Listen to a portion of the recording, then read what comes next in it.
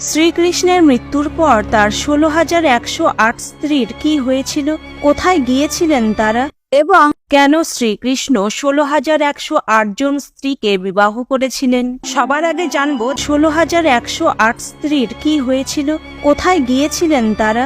মহাভারত যুদ্ধের পর কৌরব বংশের ১০০ পুত্রের মৃত্যুর শোকে গান্ধারী শ্রীকৃষ্ণকে অভিশাপ দিয়েছিলেন তারও চোখের সামনে তার বংশের বিনাশ হবে।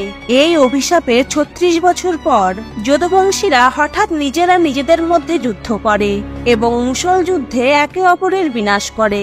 চোখের সামনে নিজের বংশের বিনাশে মর্মাহত হয়ে বলরাম দেহত্যাগ করেন। ভগবান শ্রীকৃষ্ণেরও বৈকুণ্ঠ যাওয়ার সময় উপস্থিত হয়েছিল।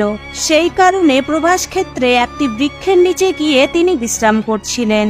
এমন সময় জরা নামক এক শিকারী হরিণের চোখ ভেবে ভুল করে শ্রীকৃষ্ণের পায়ে তীর মেরে দেয়। এরপর শ্রীকৃষ্ণের নশ্বর দেহ পঞ্চতত্ত্বে বিলীন হয়ে যায়।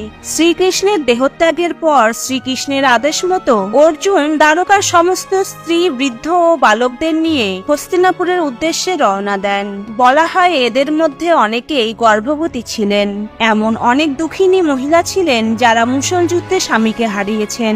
অর্জুন এদের কাউকেই বলরাম ও শ্রীকৃষ্ণের দেহত্যাগের সংবাদ দেননি। দ্বারকা নগরী থেকে বেরিয়ে যাওয়ার পরই প্রবল জলোচ্ছ্বাসে সমগ্র দ্বারকা নগরী সমুদ্রের নিচে তলিয়ে যায়। এই সময়টি ছিল দ্বাপর যুগের সমাপ্তি এবং কলিযুগের সূচনা। পথিমধ্যে অর্জুন এবং শ্রীকৃষ্ণের স্ত্রীরা কিছু ডাকাত দলের কবলে পড়ে। এই ডাকাতরা সমস্ত ধন সম্পদ লুট করে দ্বারকার স্ত্রীদের অপহরণ করতে শুরু করে। অর্জুন বহু চেষ্টা করেও এই সামান্য ডাকাতদের ঠেকাতে পারেননি। যে অর্জুনের বাণে সমগ্র মহাভারত যুদ্ধে রথী মহারথীরা কাঁপত, সেখানে তিনি মুষ্টিমেয় কয়েকজন ডাকাতের কাছে পরাজিত হয়েছিলেন। অর্জুন তার সমস্ত অস্ত্রবিদ্যা ভুলে গিয়েছিলেন। যে যুগের প্রয়োজনে অর্জুন তার দৈববান ও অস্ত্র পেয়েছিলেন, সেই যুগ শ্রীকৃষ্ণের দেহত্যাগের সাথে সাথে সমাপ্ত হয়ে গিয়েছিল। তাই তার দৈববানের সমস্ত শক্তিও বিলুপ্ত হয়ে যায়। এরপর কয়েকজন স্ত্রী ও কিছু ধন সম্পদ নিয়ে অর্জুন হস্তিনাপুর ফেরেন। অবশেষে অর্জুন শ্রীকৃষ্ণের স্ত্রীদের শ্রীকৃষ্ণের তাকে দেওয়া আদেশ ও তার দেহত্যাগের ঘটনা তাদের জানান। কৃষ্ণ আর ইহলোকে নেই এ কথা শুনে শ্রীকৃষ্ণের ৮ জন প্রধান স্ত্রীদের মধ্যে রুক্মিণী এবং জাম্ববতী সহ কিছু স্ত্রী অগ্নিতে প্রবেশ করে অদৃশ্য হয়ে যান।